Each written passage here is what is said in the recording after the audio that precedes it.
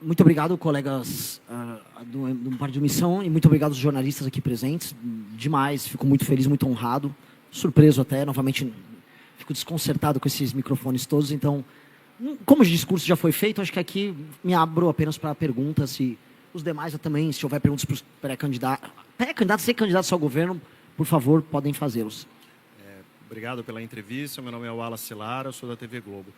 Candidato, o senhor falou sobre vários temas agora e eu fiquei curioso para saber, o senhor vencendo a eleição vai começar por onde? Qual é o principal, o senhor elencou várias metas, mas o que o senhor pretende fazer assim, vencendo a eleição, logo nas primeiras semanas, nos primeiros meses aí, como todos os candidatos falam, onde tem inclusive um certo entrosamento com o Congresso e consegue passar vários projetos interessantes?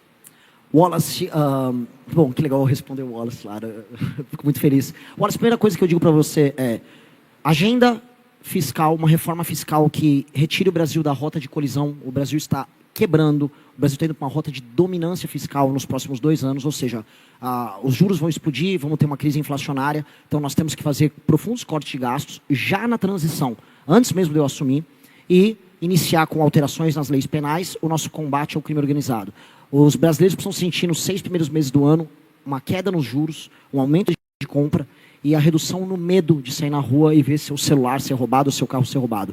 Eu terei fracassado se eu não conseguisse nos 6 primeiros meses. Então isso é prioridade, não é nem digo zero, a prioridade anterior é assumir o mandato. Nós temos que tocar isso já na transição, nosso deputado já passaria a tocar isso no primeiro momento, no D1, após a vitória.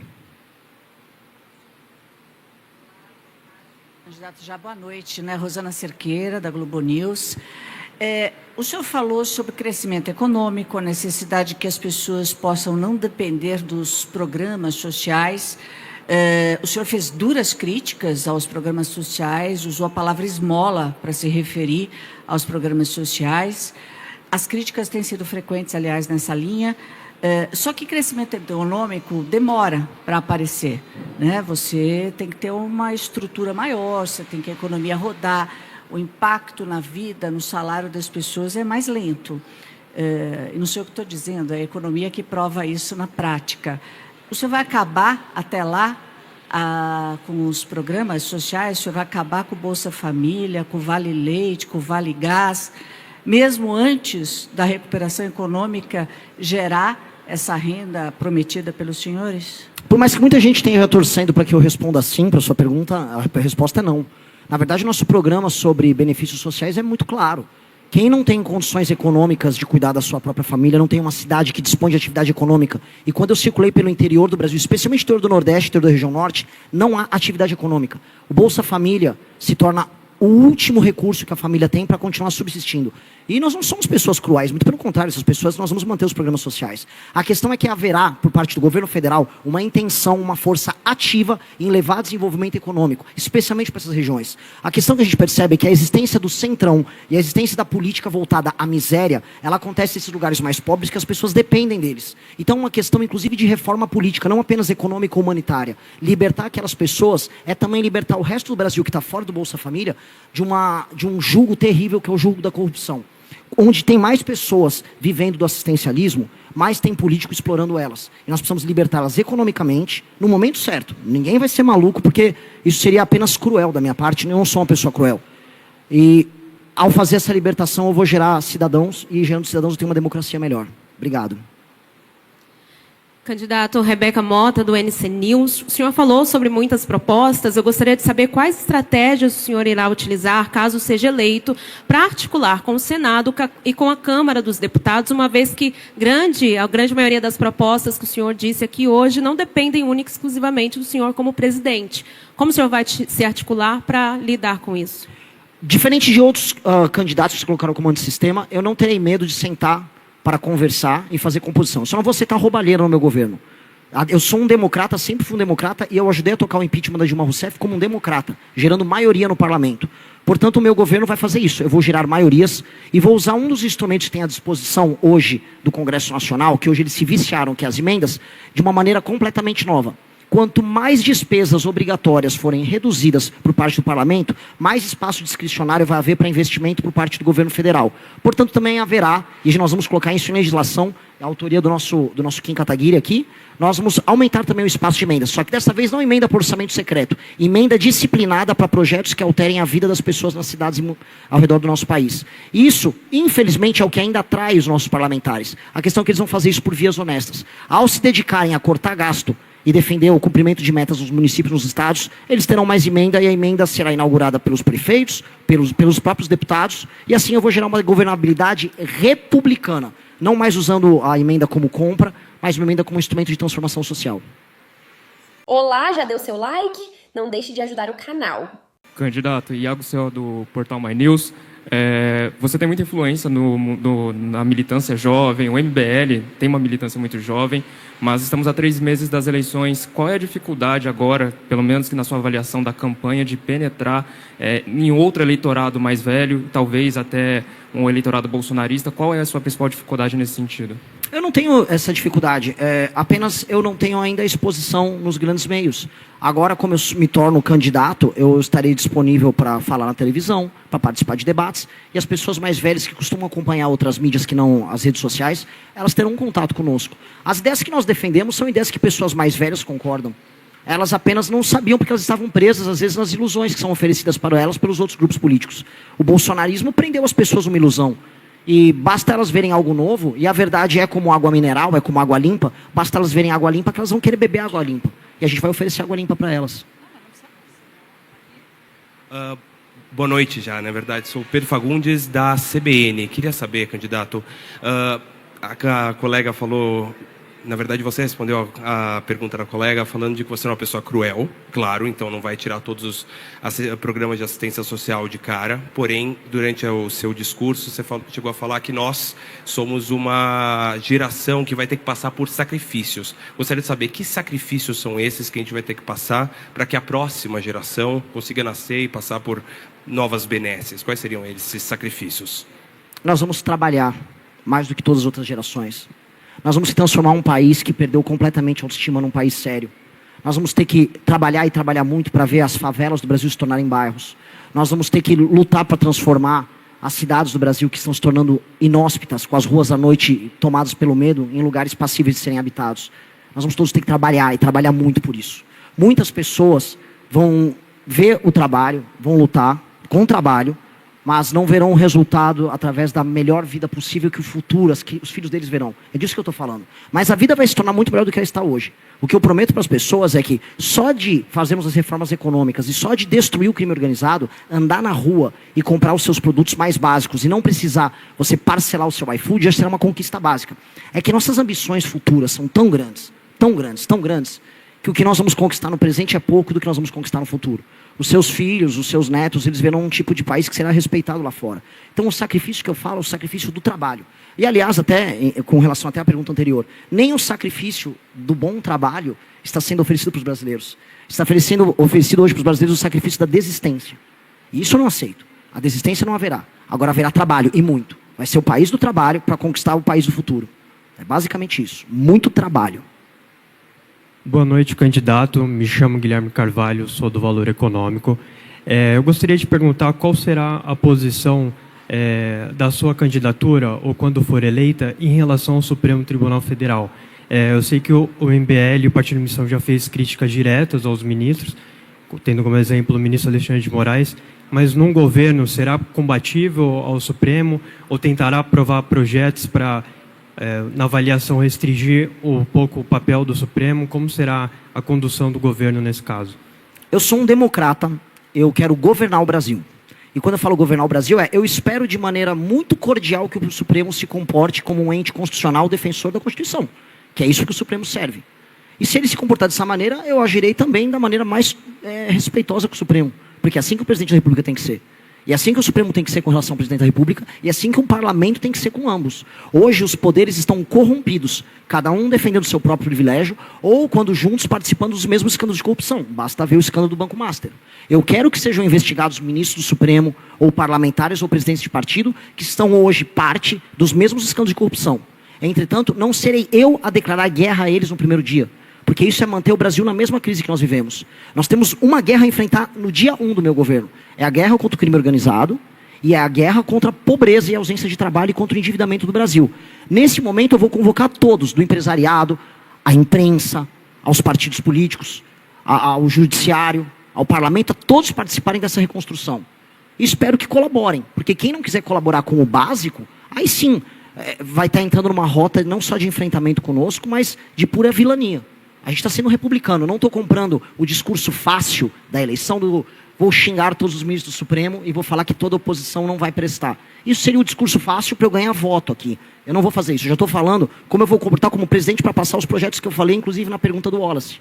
Que é, eu vou precisar me comportar de maneira republicana como presidente. Ao momento de eu ser o Renan militante, fui durante todos esses últimos anos. Como presidente, a ética que eu respondo é a ética da responsabilidade. E eu, nessa posição de responsabilidade, vou querer que o Supremo se comporte. Farei, aparentemente, 4 nomeações como presidente da República para o STF, nomeações republicanas, com um perfil escrutinado não só pelo Senado, mas pela sociedade civil, e espero que todos eles sejam sabatinados pela imprensa, antes sabatinados pelo Senado, com este perfil. E este perfil vai determinar a nova maioria do STF, que será uma maioria republicana, uma maioria que não vai ter escritórios fazendo negócio, porque haverá um código de ética, uma maioria no STF que não vai mais ser fã das decisões monocráticas de interferência nos demais poderes, uma maioria que definitivamente não vai ficar julgando e usando o seu poder julgador sobre parlamentares que devem fiscalizar o STF, que é isso o sistema de freios e contrapesos que a gente aprende na faculdade de Direito.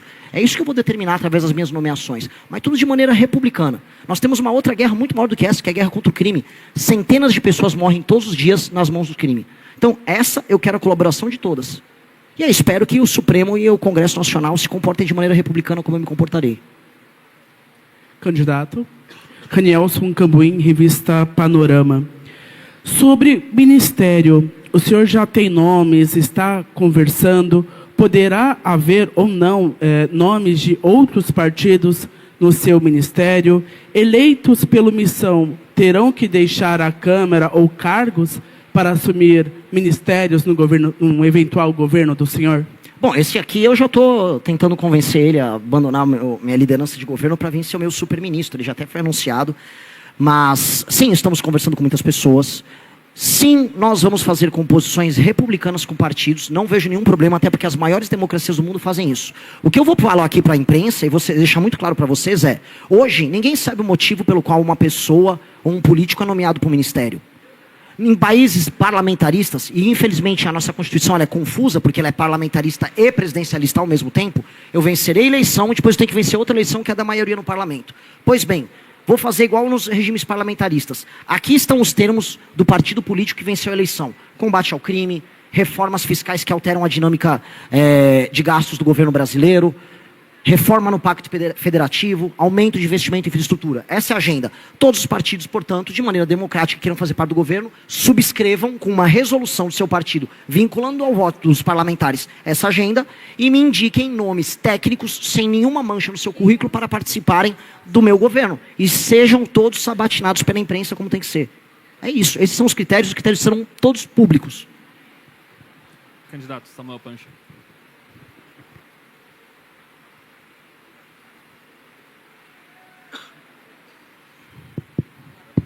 Candidato Samuel Pancher, do Metrópolis. A gente sabe que a principal expressão, uma das principais expressões de democracia durante uma campanha eleitoral são os debates. A gente vê um movimento dos 2 primeiros colocados, Flávio Bolsonaro e Lula, de não comparecer ou deixar em suspenso se vão comparecer aos debates. Queria entender como o senhor avalia esse comportamento deles e se o senhor se compromete a comparecer aos principais debates que estão já marcados.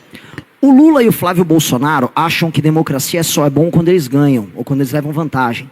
Por isso que o PT nunca reconheceu de verdade a vitória de nenhum dos seus adversários, sempre tratou o adversário que assume o poder como alguém que tem que tomar um impeachment na hora. E o bolsonarista, ele, quando perde uma eleição, ele reclama da urna. Agora, quando ganha, ele não reclama. Então, esses caras são casuístas. Eles não gostam de democracia e eles não têm ideias a oferecer. O Lula vai falar o quê comigo no debate? Que ele vai oferecer mais um pé de meia? Que ele vai oferecer mais um vale-gás? Qual é o projeto dele? Eu não estou nem falando dos escândalos de ambos. O Flávio vai falar para mim, ele vai ter a cara de pau de vir num debate explicar como ele vai conseguir dar mais de 100 milhões de celulares para mulheres idosas no Brasil. Isso vai custar mais de 150 bilhões de reais no ano. Onde ele vai arrumar esse dinheiro? Ele não tem coragem, ele só consegue falar isso sozinho numa câmera. Então, basicamente, como bons pseudo ou falso democratas, eles não irão aos primeiros 2 debates. Isso a gente já sabe. Continuo desafiando, eu já disse para todo mundo, já disse para a imprensa. Olha, se eles precisarem, eu nem pergunto coisas difíceis. Eu pergunto coisas fáceis. Responda aí só de projeto de governo. Não tem problema nenhum. Mas vão ao debate. Vão ao debate, prestigiem as pessoas que ficam brigando nas redes sociais em nome deles. Eles fazem um monte de gente ficar se matando em rede social lá, defendendo eles, mas na hora de aparecer no debate eles não vão. Que coisa pequena, que gente mesquinha. Aí vão os dois ficarem gritando democracia. Gente mesquinha e pequena. Não tenham medo de mim, eu não mordo. Eu só falo algumas verdades. E eu vou falar nem todas as verdades, nem vou precisar falar todas para ganhar deles. Eu volto a colocar, é um senhor senil com um grande histórico de corrupção. E um cara com um QI baixíssimo, com um histórico de corrupção recente, envolvimento com a turma da banda podre da política carioca, ligada ao Comando Vermelho, concorrendo do outro lado. É por isso que eles não querem ir. É só isso. Boa noite, candidato. Sou Ana Lancas, da The Economist, a revista inglesa.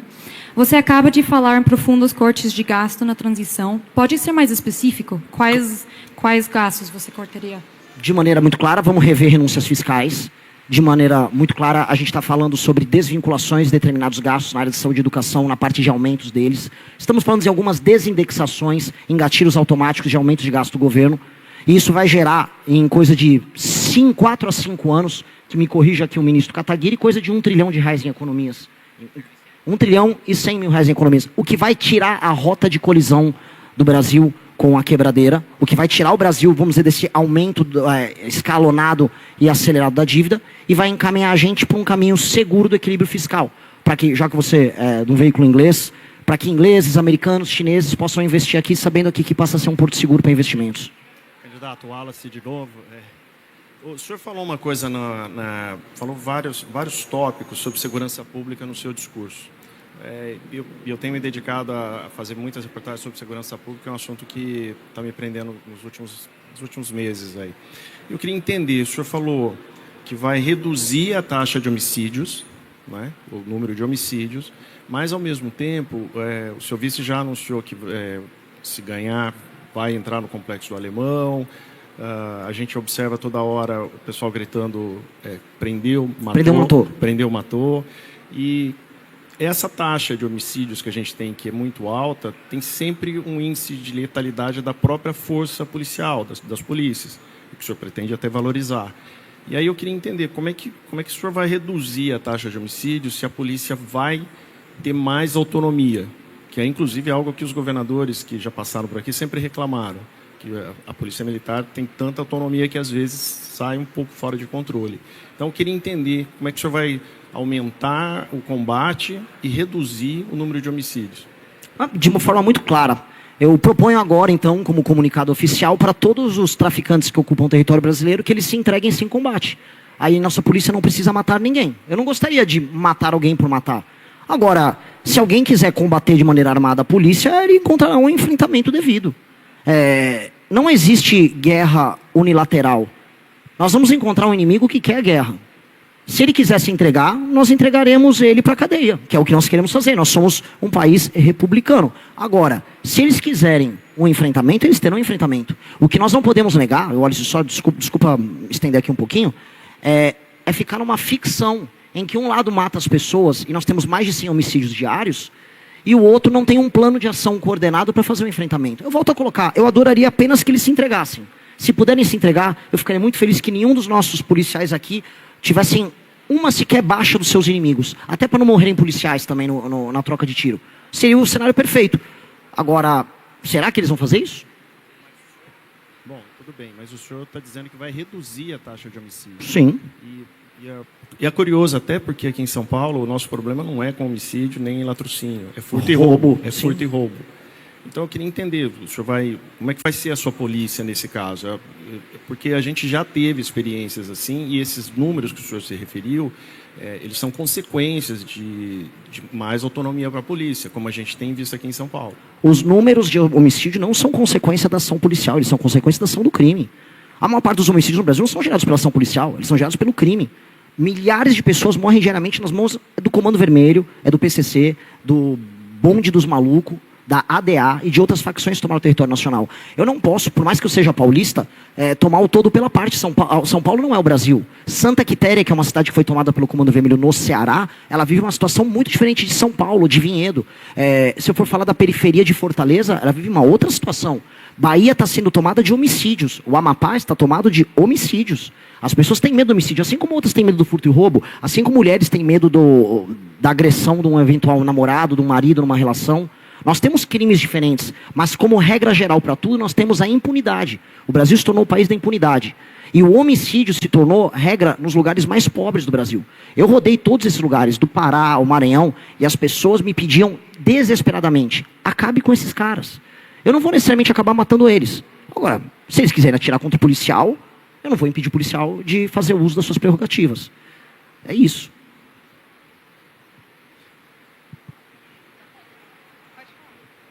Candidato, boa noite, Lucas aqui do UOL. Queria saber porque em junho vocês retiraram a pré-candidatura do Kim ao governo de São Paulo e agora nas apresentações não teve nenhuma menção candidato a um possível candidato aqui em São Paulo, e a gente sabe que Minas, Rio e São Paulo decidem as eleições por serem os 3 maiores colégios eleitorais daqui do Brasil. Quem que vai ser o candidato? Já tem algum nome, algo definido? Como que está isso? Ainda não está definido, por hora. São Paulo. O Kim, ele aceitou uma missão maior do que ser candidato ao governo de São Paulo. Se eu vencer a eleição, será porque Kim Kataguiri assumiu a posição que ele assume hoje. Não só apenas o Kim, Amanda e o Haroldo, minha campanha agora se tornou completamente outra depois da adesão deles. Então nossos planos hoje, por mais que eu ame meu estado, por mais que eu seja paulista, a bandeira das 13 listras, povo bandeirante, eu sou brasileiro também, e a minha missão maior agora é com o povo brasileiro do que com o povo de São Paulo, por mais que eu ame meu estado.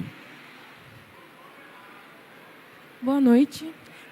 Isabela, da Folha de São Paulo. Durante seu discurso, o senhor afirmou que quer transformar favelas em bairros e favelados em cidadãos. Eu gostaria que você explicasse o que você quis dizer com transformar favelados em cidadãos, já que moradores de favelas já são cidadãos brasileiros com direitos e deveres garantidos pela Constituição. E, além disso, eu também gostaria que você dissesse o que pretende fazer para desfavelizar o Brasil. Vou começar pelo começo, então. A Constituição garante uma série de direitos. Liberdade, direito de ir e vir, direito de propriedade, direito à habitação. Alguém ali dispõe desses direitos? Ninguém dispõe. São direitos nominais. Eu colocar um direito num papel não significa que ele se realiza na realidade. Inclusive, veja só, eu sou uma figura de direita. O maior crítico disso é a esquerda, historicamente. Materialmente falando, eu ficar citando nominalmente direitos, dizendo que eles existem, não faz com que eles se realizem no plano da realidade. Eu tenho que executar os direitos. Torná-los cidadãos é uma constatação. Constatação de que tem uma parte do povo brasileiro que é tratado como bicho, às vezes nem sequer como gente. E entregar a eles o direito à moradia, ao direito a viver num bairro decente, a ter um emprego perto de casa, a não ter que ficar se submetendo ao bandido, é entregar direitos humanos a eles. Essas pessoas, infelizmente, não são titulares de direitos. Segunda coisa, o que é uma política de desfavelização? Eu já vi gente falar, o Renan vai pegar uma retroescavadeira e tirar as casas dali. Mentira! A nossa política de desfavelização é literalmente tornar o que a gente chama de favela em bairro, e em levar esgoto e fornecimento de água, a acabar com a taxa altíssima que nós temos de tuberculose em favela, porque os becos fazem com que a umidade fique muito mais alta do que num bairro comum. É fazer com que a gravidez na adolescência despenque, porque existe inclusive uma pesquisa na favela da Maré, a presença de gravidez adolescente nas favelas é muito maior. Os casos não reportados de violência contra a mulher na favela que existem são muito maiores. As mulheres têm medo de fazer o reporte disso. Todos os lugares muito pobres, aí não só favelas, estou falando de cidades muito pobres. Mulheres falam, olha, eu não posso denunciar. Pessoas que são assaltadas ou que foram alvo de abuso, homens que tomaram porrada no meio da rua, pai de família, porque quis pegar um Uber e não um mototáxi ligado à facção. Esses caras não reportam os crimes que eles sofrem. Tudo isso é algo que acontece com gente que é vítima do tipo mais baixo de banditismo, que a gente viu como aconteceu no Haiti, que vem em alguns ainda, infelizmente, lugares na África. Eu quero tornar essas pessoas cidadãos.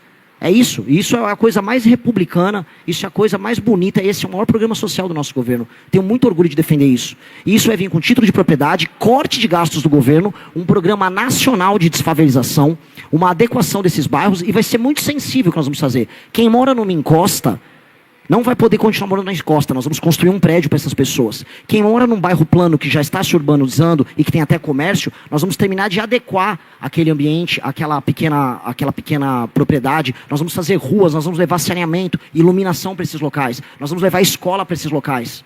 Isso é tornar essas pessoas cidadãs, acima de tudo. Essa é a grande política de desfavelização.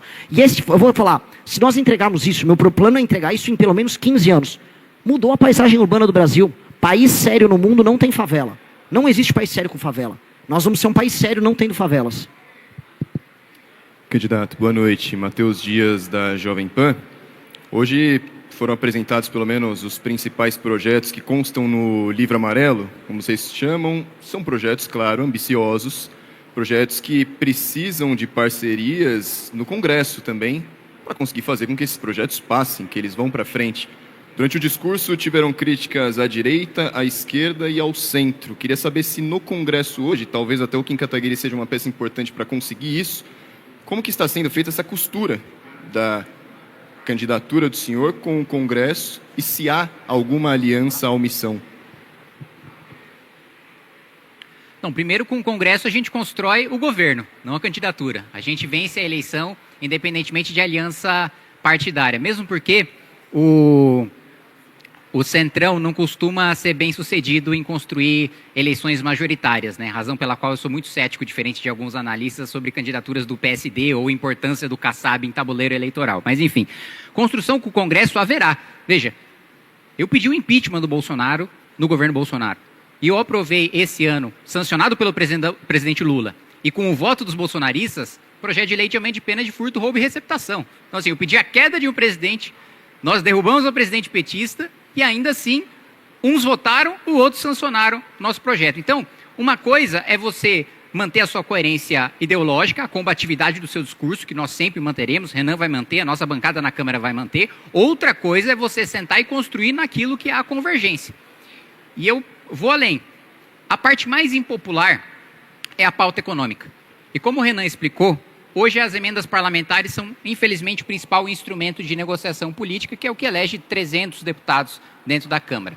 Hoje ela está vinculada à receita corrente líquida, ou seja, quanto mais o parlamento aprova medidas de arrecadação, mais aprova imposto, maior a receita para transformar em emendas nos seus estados. Nós vamos mudar essa lógica. As emendas vão ser uma porcentagem das despesas livres, discricionárias, ou seja, em vez de ser quanto mais imposto você cria, mais emenda você tem, vai ser quanto mais gasto obrigatório você corta, mais emenda você tem. Então a gente vai transformar uma intenção, digamos assim, não republicana do Centrão, de ter mais emendas, num trabalho republicano de corte de gasto obrigatório. Na agenda de segurança, sequer nenhum tipo de incentivo de emenda vai ser necessário, porque veja, lei antifacção, mesmo com articulação contra do governo Lula em relação ao relatório da Câmara, foi aprovado com uma maioria folgada.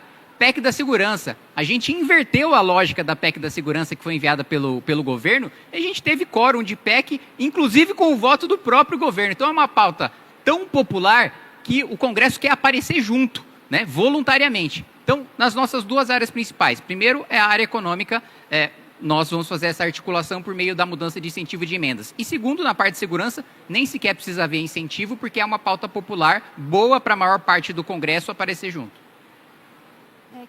Isso aqui seria um presidente da Câmara, pelo amor de Deus. Vamos lá. Candidato, Kátia Gomes, da Rede TV. Queria saber a proposta que o senhor tem sobre bullying nas escolas, que os casos têm crescido cada vez mais, né? Bullying nas escolas, muitas agressões, e também a parte da segurança dos policiais nas escolas de todo o Brasil. Restituição da autoridade do professor em sala de aula. O professor vem sendo humilhado em sala de aula. E não é só o bullying que o aluno sofre do coleguinha. O bullying acontece hoje também com o professor. E o professor é a autoridade que tem que impedir não só o bullying do aluno para com ele, mas do aluno para com outro aluno. Hoje, o professor com medo e o professor desmotivado e o professor sem autoridade e sem instrumentos para sancionar o aluno que é indisciplinado, ele não tem nada o que fazer. Visitei escolas ao redor do Brasil e que estão no modelo das escolas cívico-militares que foram muito funcionais. Todas as crianças são muito disciplinadas. A única restrição que eu tenho a esse modelo é que ele é caro e eu não consigo implementar em todas as escolas.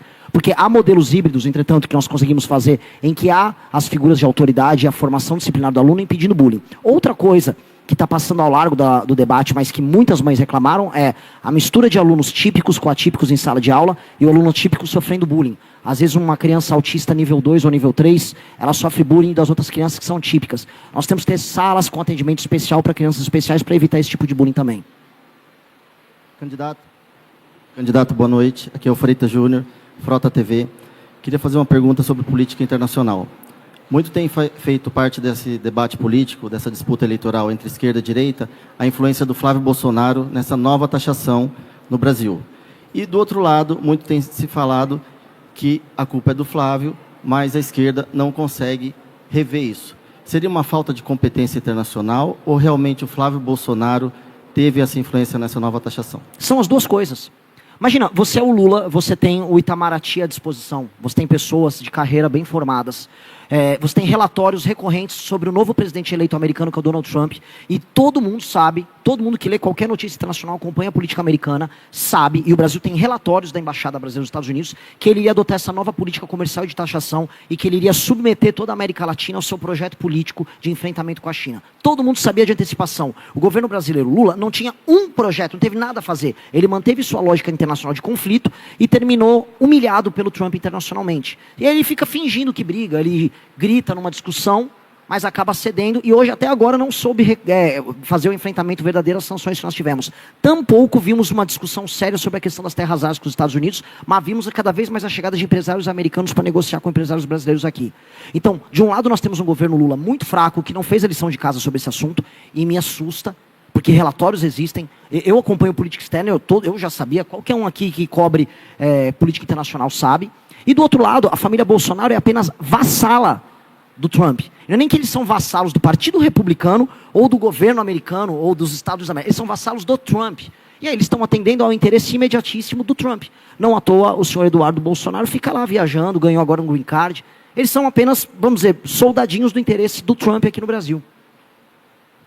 Candidato, as pautas das minorias, qual seria a pauta do senhor, se eleito, contra o racismo, contra a LGBTfobia, contra a misoginia? Qual seria a pauta do senhor? De maneira clara, lei e ordem, como para todos os outros cidadãos brasileiros. Se um gay for agredido por sua condição de gay e investigado isso, a pessoa tem que ser punida com o rigor da lei. Hoje gays, hoje mulheres, hoje negros, hoje brancos, hoje homens brancos e mulheres brancas e mulheres negras e mulheres pardas sofrem o mal da violência, o mal do preconceito em cada um a sua área. Alguns mais, outros menos. Para todos, lei e ordem. Nós somos hoje um país que a lei e ordem deixou de existir, e aí cada um sente a ausência de lei e ordem, cada um à sua maneira.